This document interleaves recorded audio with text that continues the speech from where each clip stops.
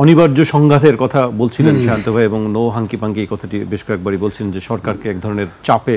তবে এই no hunky পাঙ্কি এই শব্দগুলা মনে হয় যে একটা পরিপক্ক রাজনৈতিক নেতা বয়স্ক লোক শব্দগুলো এইভাবে যায় না।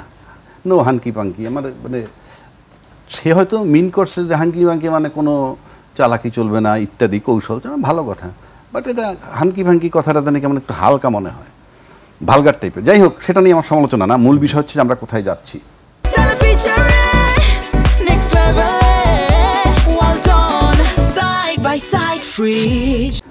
শান্ত অনেকগুলো কথা বলছে, আমার এখানে প্রথম একটা বক্তব্য তার, জামাত কিন্তু একটা অতি ক্ষুদ্র দল যদি আমি বিএনপির মতো দলের সাথে তুলনা করি, কোনো সন্দেহ নাই। কারণ আমি সবসময় বলি জামাত যে জনসভা ডাকে সেটা আলটিমেটলি কর্মী সম্মেলন হয়।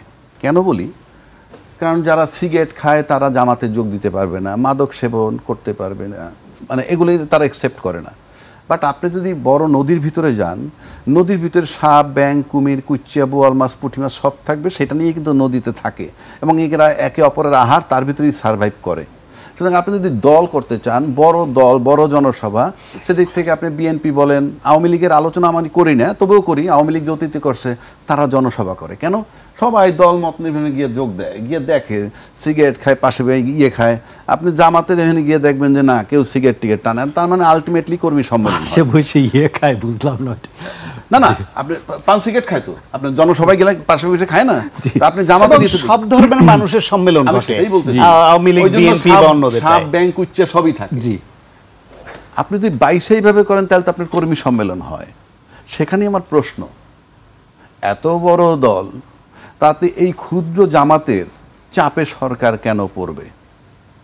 সেটাকে প্রতিহত করার দায়িত্ব সরকারকে। শেল্টার যদি বিএনপির মতো দল দিত, মানে এই কথায় মনে হয় বিএনপি দেয় না শেল্টার, দিলে তার সামনে কি আছে? সরকারের সামনে। আমি আমার বক্তব্য রাখছি। 2 নম্বর হইল, জামাত কল রেকর্ড করছে উপদেষ্টাদের, এবং কল রেকর্ড করে যদি উপদেষ্টাদেরকে ব্ল্যাকমেইল করে থাকে আর সেটার জন্য চাপ দিয়ে থাকে, আমি কল রেকর্ড কখনোই সমর্থন করি না, কিন্তু আমাদের গত 16 বছরের ট্রেডিশনে তা আছে। শুধু কল রেকর্ড না, আপনার মোবাইলে একটা নেকেট ছবি আছে, আপনার বন্ধু পাঠাইছে, এইটা পাইলেও ধরতো। এই যে কালচার শুরু হয়েছে আমাদের দেশে, তো এটা আমি কিন্তু যেই রাজনীতি আমরা করি, ওই যে আগে বলছি মানুষের ভাষা বোঝে না বলে সবাই আঙ্গুল বাঁকা করে। সুতরাং রাজনীতি এত নোংরা জায়গায় নিয়ে গেছে, যদি এই কল রেকর্ড করে থাকে আর সেটার চাপে যদি সরকার পড়ে থাকে, এই রেকর্ড করা যেমন ঠিক হয় নাই। আর 2 নম্বর হলো, এই রাজনীতি যদি বিএনপি করতে ব্যর্থ হয়, সেটা যেন তার লোকসান হবে।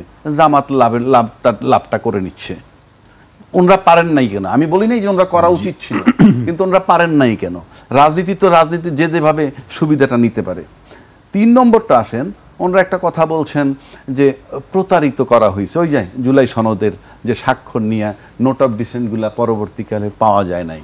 রাজনীতিতে প্রতারিত হওয়াটা কিন্তু ব্যর্থতা। মানে আমি এই যেমন আমার টাকা একজনের প্রতারিত করে মেরে দিল, এই যে আমাকে প্রতারণা করতে পারলো, এটা কিন্তু আমার ব্যর্থতা।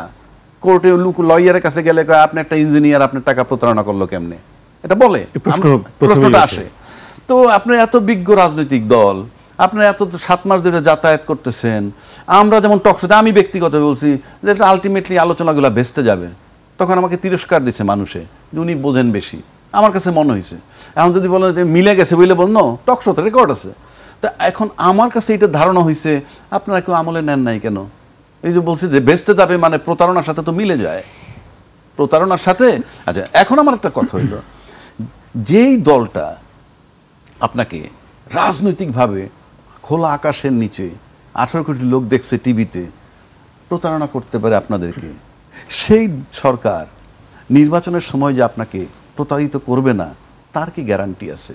মানে এত কিছুর পরেও নির্বাচনের প্রতি আস্থাটা কেন? It's a question mark. আগে তো প্রতারণার ব্যাপারটা সেটেল করতে হবে। এখন প্রতারণার ব্যাপার বলায় কি হয়েছে? কি করছে সে সরকার? আমাকে যখন প্রতারক বললেন, আমি তো পারলাম না, আবার বলটা আপনাদের কোর্টে দিয়ে দিছে। কি? যে আপনারা এখন সমঝোতা করে আসেন, 7 দিন টাইম দিলাম। এই যে 7 দিন টাইম দিয়ে দিল, বলটা তাদের কোর্টে দিয়ে দিল। দিয়ে এখন উনি বলছেন আপনারা যদি না পারেন 7 দিনের মধ্যে, আমি I will take my decision. তখন এটা মেনে নিতে হবে। আর আমার একটা ট্র্যাজিক ঘটনা হইলো, এখানে অনেক সংবিধান বিশেষজ্ঞ ছিলেন, তারা কিন্তু এই পুরনো সংবিধানে ফিরে যেতে চায়, পুরনো সংবিধানই নির্বাচন করতে চায়। কিন্তু গত 7-8 মাস আমি একবারও শুনি নাই ওখানে গিয়া দায়িত্বশীল কোনো ব্যক্তি, সে যত বড় লাট সাহেব গেছে, একটা লোক এই প্রশ্নটা তুলতে পারলো না যে ভাই আমরা যে করব নির্বাচন ওই সংবিধান মোতাবেক, সেটা তো ভাই 90 দিনের মধ্যে করার কথা, তারপর যদি কোনো কারণে না করা যায় আরও 90 দিনে 180 দিনের মধ্যে করার কথা।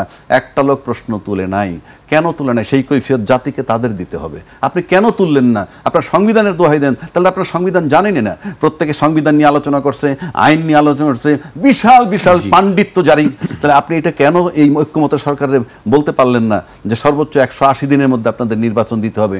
আজকে 26শে সালের ফেব্রুয়ারিতে নির্বাচন, কোন আইনে যাচ্ছেন আপনি? কোন বিধানে যাচ্ছেন? এটা কি গায়ের জোর যে সময় মতো না হইলে যে কোনো সময় করা যাবে? তাহলে আগে ডিসাইড করেন কোন আইনে যাচ্ছেন।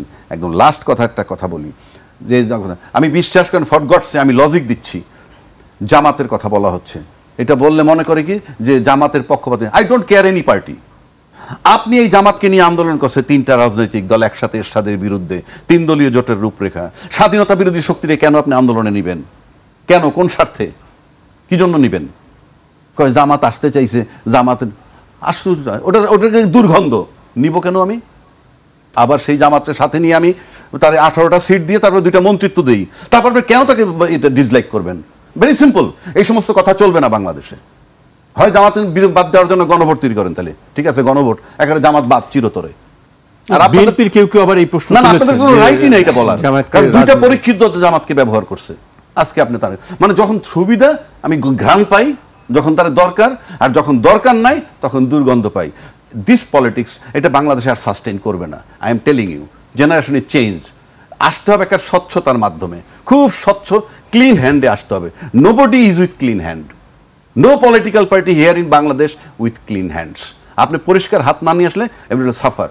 কারণ আপনি দেখেন না, এই যে আপনি যে দলগুলা আরো কতগুলো কথা আপনাকে বলি, আমি জানি না এই পর্বটা পরে আসুক, তাইলে আমি এখন আমি একটু পজের জন্য অপেক্ষা করছিলাম, আসলে আমাকে বিরতিতে যেতে হবে। ঠিক আছে।